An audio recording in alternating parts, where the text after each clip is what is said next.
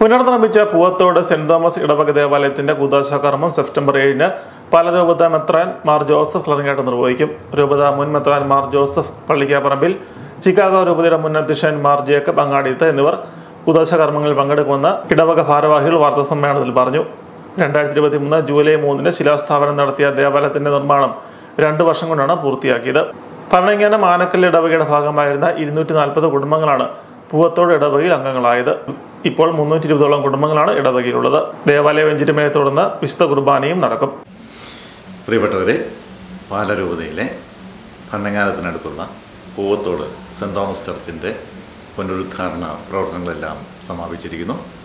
ഈ വരുന്ന 7-ാം തീയതി ഞായറാഴ്ച ഉച്ചകഴിഞ്ഞ് 2 മണിക്ക് അതിൻ്റെ കൂദാശകർമ്മം നടക്കുകയാണ്. അഭിവന്യ മാർ ജോസഫ് കല്ലറങ്ങാട്ട് പിതാവ് കൂദാശകർമ്മം നിർവഹിക്കുന്നു. സഹകർമ്മരുമായി അഭിവന്യ മാർ ജോസഫ് പള്ളിക്കാപ്പറമ്പിൽ, മാർ ജേക്കബ് അങ്ങാടിയത്ത് എന്നീ പിതാക്കന്മാർ സന്നിഹിതരായിരിക്കും. എല്ലാ രാഷ്ട്രീയ പാർട്ടിക്കാരെയും ഞങ്ങൾ ക്ഷണിച്ചിട്ടുണ്ട്. ആ നാട്ടിലുള്ള എല്ലാ മനുഷ്യരെയും ജാതിമത ഭേദമന്യേ എല്ലാവരെയും ഞങ്ങൾ ക്ഷണിച്ചിരിക്കുന്നു.